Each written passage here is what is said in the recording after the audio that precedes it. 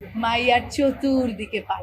অভিনয় পৃথিবীতে আমি একটা জায়গা করে নিতে চাই। একদম নির্ধারিত থাকে মানুষের জীবনে কিছু কিছু জিনিস আমার মনে হয়। আমি তো আসলে একজন পারফর্মিং আর্টিস্ট। শুধু ঈদে তো সিনেমা দেখলে হবে না, আমরা সারা বছর ধরে দেখতে চাই। ট্রাভেল করার জন্য সময় নিতে হয়েছে আমাদের, এবং তারপরেও আসলে গত বছর দেশের প্রেক্ষাপট অনুযায়ী আসলে সম্ভব হয়নি। তো এই এখন ফাইনালি আমরা আমাদের নিজেদের দেশে নিজেদের মানুষের কাছে আসতে পেরেছি, সো আমরা খুব এক্সাইটেড। আসলে যুক্ত হওয়ার ঘটনাটা কাইন্ড অফ ডেস্টিনি বলে না, যে একদম নির্ধারিত থাকে মানুষের জীবনে কিছু কিছু জিনিস আমার মনে হয়। বাড়ির নাম শাহানা আমার জন্য সেরকমই, কারণ আমি আর লিসা আপা আমরা একসাথে এক যুগেরও বেশি, প্রায় 2 যুগ ধরে কাজ করি। আমরা অনেক বছরের বন্ধু, থিয়েটারে কাজ করেছি একসাথে। তো সেখান থেকেই কোনো না কোনো কারণে, জানি না লিসা আপা কেন যেন দীপা চরিত্রটাতে আমাকে দেখেছে।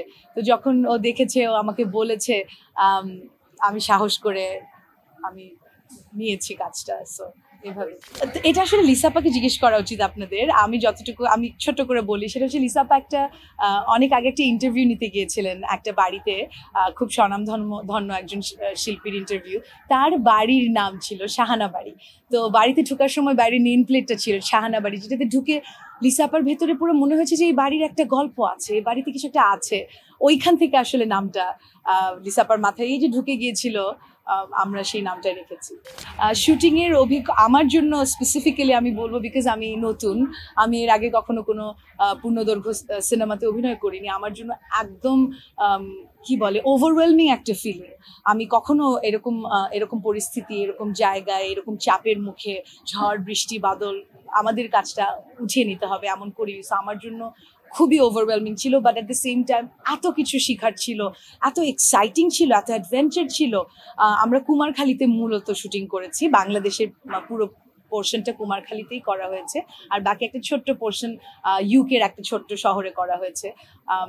চমৎকার চমৎকার এক্সপিরিয়েন্স। অফকোর্স আমি অনেক লাকি যে আমি আমার প্রথম ছবিতে এমন বাঘা বাঘা সব অ্যাক্টার্স পেয়েছি, পারফরমেন্স পেয়েছি, যাদের থেকে শিখা ছাড়া আর মানে শেষ নেই। এত কিছু শিখার ছিল, একটা সিনেমাতে আসলে কুলিয়ে ওঠার নয়।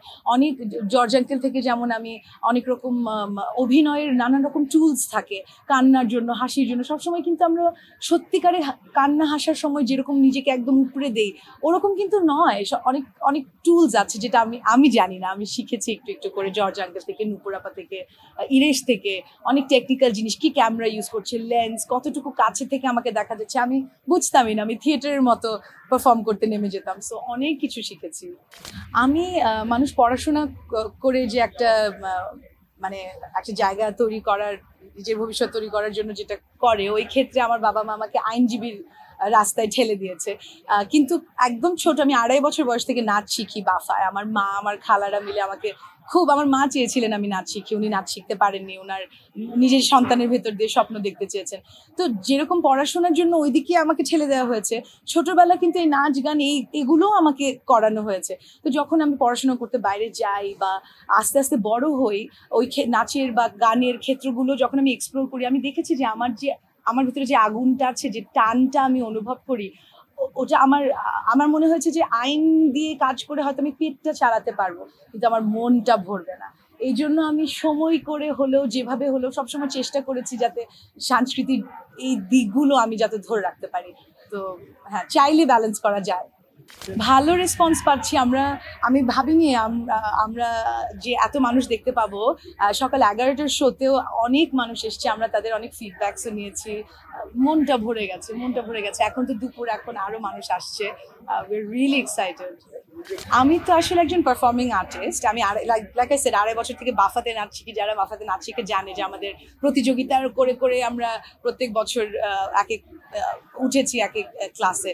তো পারফর্মিং আর্টিস্ট আমি অনেক বছর ধরে, প্রস্তুতি ওই জায়গাটার আসলে না, কিন্তু একজন অভিনেত্রী হিসেবে আমি একদমই নতুন। সো হ্যাঁ, আপনারা ভুল ধরেননি, আমি অভিনেত্রী হিসেবে নিজেকে আরো সামনে কাজ করার জন্য শুধু আসলে ফিজিক্যাল ইয়েটা শুধু নয়, যেমন আমি আর লিসাপা আমাদের আগামী সিনেমাটা জন্য প্রস্তুতি নিচ্ছি। আমরা একসাথে কাহিনী লিখেছি, আমরা চিত্রনাট্য লিখছি। তো হ্যাঁ, আমার লোভ হয়েছে অভিনয় পৃথিবীতে আমি একটা জায়গা করে নিতে চাই। মানে আমরাই তো বলি যে আসলে শুধু ঈদ কেন্দ্রিক যদি আমরা সিনেমা রিলিজ দিই, তার বাইরেও তো আমাদের সিনেমা দেখতে ইচ্ছা করে। সারাটা বছর একটা সময় ছিল, আমি তখন অনেক ছোট ছিলাম, কিন্তু তবুও বলবো যে ওই ব্ল্যাক অ্যান্ড হোয়াইট সময়টাতে আমরা এত ফিল্মস হতো, এবং আমার মা খালারা গিয়ে গিয়ে সিনেমা রেগুলার হলে দেখতেন। তো অনেকদিন আমাদের সেই কালচারটা একটুখানি পড়ে গেছে, আমরা চাই যে ওটা আবার ফেরত আসুক। তো শুধু ঈদে তো সিনেমা দেখলে হবে না, আমরা সারা বছর ধরে দেখতে চাই। তো সেই চেষ্টাটা আমরা করেছি। আমরা খুব চাচ্ছি যাতে সবাই এই যে বলে যে আমাদের ঢাকায় কিছু করার নেই বা কয়টা মাত্র বাংলা সিনেমা, এখন কিন্তু আসছে অনেকগুলো সিনেমা, আপনারা সবাই দেখতে আসলে খুব খুশি হবে, তাহলে চালিয়ে যেতে পারবো। সিনেমা আসলে যদি আপনারা দেখতে আসেন, তাহলে কিন্তু আমাদের শুধু ঈদ কেন্দ্রিক হতে হবে না, আমরা সারা বছর সিনেমা বানাতে পারবো। দল বলে সবান্ধব সপরিবারে সবাইকে নিয়ে আসবেন, আপনারা নিজেদেরকে দেখতে আসবেন।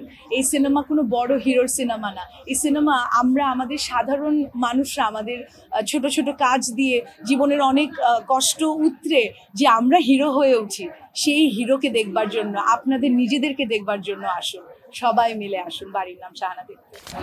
অনেকগুলো সিনেমা হলে মুক্তি পেতে যাচ্ছে, Bashundhara cineplex, centre point Mirpur, centre point Uttara, Sony square Mirpur, তারপর লায়ন্সে আছে, ব্লকবাস্টার্সে আছে।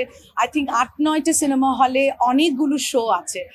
আজকে থেকেই শুরু হয়ে যাচ্ছে, আজকে থেকেই সব এই যতগুলো হল বললাম, এই সব হলে আপনারা পাবেন। আপনাদের কাছের হলগুলোতে একটু খোঁজ নিন, অনলাইন টিকিট পাবেন। এই বাক্যটাকে ঘিরেই পুরো ছবিটা অথবা ছবির মূল চরিত্রের পৃথিবীটা, সেটা হচ্ছে মাইয়ার চতুর্দিকে পানি, মাইয়ার চতুর্দিকে পানি।